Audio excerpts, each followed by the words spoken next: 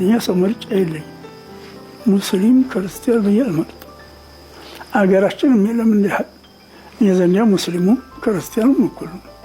ድሃውም ሀብታሙም እኩል ነው። ባለስልጣኑም ሌላውም እኩል ነው። የዘንዲያ እንዲህ ያለ ነውና እንዲህ ያለ ላርገለት ለብቻ ክብሮት ለሰጡ የሚል ሐሳብ የለኝ። ምን የዘንዲያ እንዲህ ያለኝ ስለዚህ ለሁሉም ምን ያለቅሳለሁ፣ አዝናለሁ። ምናልባት ይሄ ይሆናል እንጂ ያበላሁት የለኝ፣ ያጠጣሁት የለኝ፣ ገንዘብ የሰጠሁት የለኝ፣ የዋልኩለት የለኝ።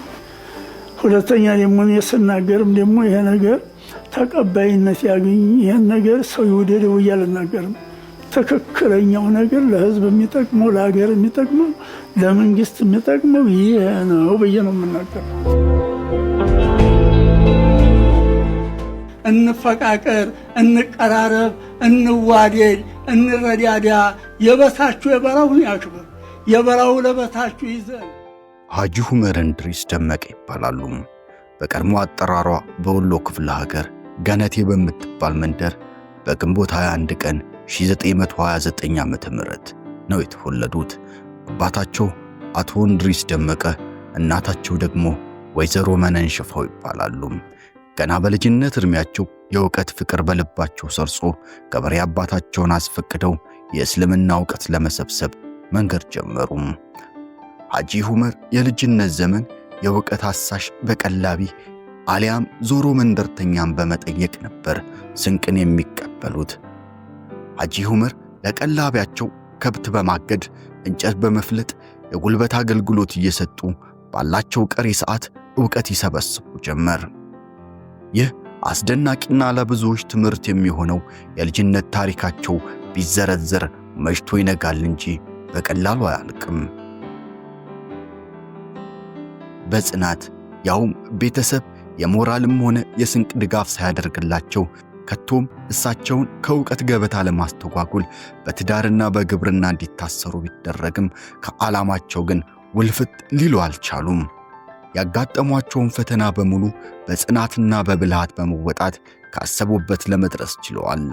ሐጂ ዑመር ከ50 ዓመት በፊት አዲስ አበባ የመጡት ኡስታዛቸውን ወይም መምህራቸውን በመፈለግ ነበር። ደሴ ወይዘሮ ስህን ትምህርት ቤት መምህር የነበሩት በደርግ ዘመን የእስልምና ጉዳዮች ሊቀመንበር ሐጂ መሐመድ ሳይን ሐቢብ ጀምረውት የነበረውን ትምህርት ለመቀጠል እንጂ አዲስ አበባ ለመኖር አልነበረም።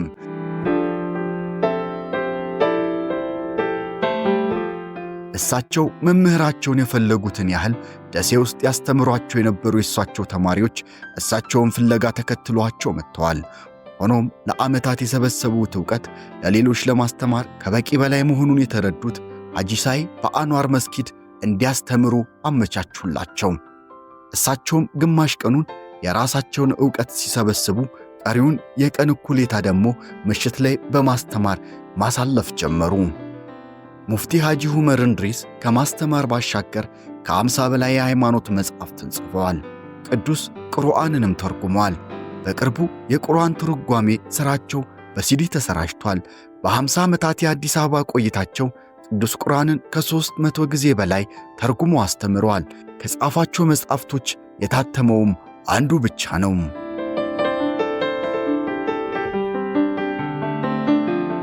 ከዚህ ቀደምም በተለያዩ ጊዜያት በተመረጡባቸው ቦታዎች ሙስሊሙን ህብረተሰብ በቅንነትና በፍትሃዊ ሲያስተዳድሩም ቆይተዋል። ያላቸውን የዕውቀት ደረጃ ከፍተኛነት የተመለከተው ከ25 ዓመት በፊት የነበረው የአዲስ አበባ የመጅሊስ ምክር ቤት ማንኛውም ሃይማኖታዊ ጥያቄ ከመላው ሀገሪቱ ቢመጣ የመመለስ አቅም እንዳላቸው ሳይ የሙፍቲነት ማዕረግን ሰጥቷቸዋል።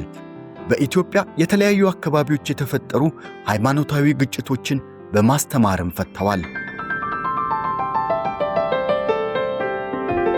በደርግ ዘመን የኢትዮጵያ እስልምና ጉዳዮች ከመሰረቱ ሰዎች መካከል አንዱ ነበሩ። በ1967 የምክር ቤቱ አባልና የዑለማውም ሊቀመንበር ነበሩ።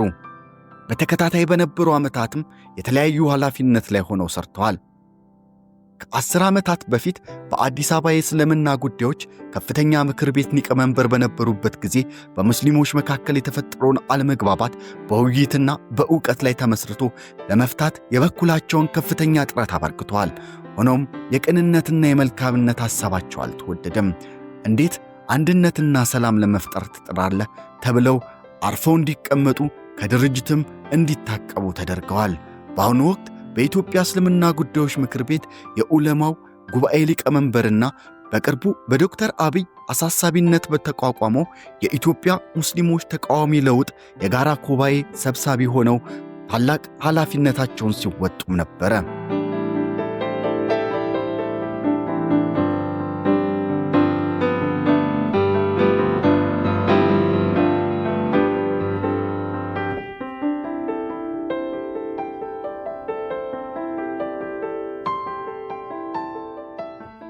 ሐጂ ዑመር የእርቅና የሰላም አባት ነበሩ። ሰው ሆኖ አንድነትን የሚጠላ ጤነኛ አእምሮ ያለው ነው ማለት አይቻልም። አንድነት ለሀገር ልማት፣ ለሰላም መሰረት ነው ይሉ ነበር ሐጂ በሰዎች መካከል እርቅ እንዲወርድ፣ መልካምነት እንዲነግስ ሁሌም የራሳቸውን ጥረት ያደርጋሉ። የሰው ልጅ ምን ሆኖ ነው ሰው የሚገለው? ምን ሆኖ ነው የሚዘርፈው? ምን ሆኖ ነው የሚያፈናቅለው?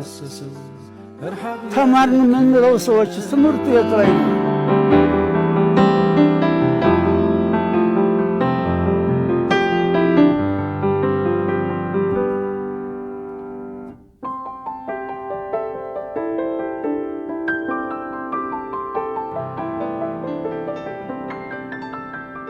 ይህ የተፈጠሩበት ዓላማቸው የተቸሩት መክሊት ነው። ስለ ሰላም ሲናገሩ እንዲህ ይላሉ። የአስተሳሰብ ልዩነት አላህ የፈጠረው የሰው ልጆች ባህሪ ነው። የመከባበር፣ የመመካከር፣ የመነጋገርና ሐሳብን የመደገፍም ሆነ የመንቀፍ አስተሳሰብ መርህን አድርጎ የወረደው ሃይማኖትን ይዘን በሃይማኖት ስም መጣላት መሰረት የሌለው ነው። የሰው ልጆችን የሚያጣላ ገንዘብና ስልጣን ነው። ሆኖም ከስልጣን ይልቅ የሰው ልጆች ትልቅ ክብር አለን። ስልጣንም የምንይዘው ለሰው ልጆች አስፈላጊ ለሆኑ ነገሮችን ለማድረግ ነው ይላሉ ሐጂ። ትምህርት እኮ ዕውቀት ማለት ነው። ዕውቀት መጥፎን ነገር ጥሩ ሊከተል ነው። የራሱን መብት አስከብሮ የሌላ ሊያከብር ነው። የራሱን ሃይማኖት አስከብሮ የሌላን ሃይማኖት ሊያከብር ነው። እንዳው ዝም ብሎ ንባብ የሆነ እንደሆነ ከንቱ ዕውቀት ነው። ከንቱ ዕውቀት ነው። ተማወቁ አለማወቁ ይሻላል ብሏል። መሃይም ነው ያወቀው ሰው መሃይም ነው፣ አዋቂ አይደለም ብሏል ኪታባችን። ተግባር ላይ ታሩ አለ። ነፍስ ይማር ቸር ያሰማን።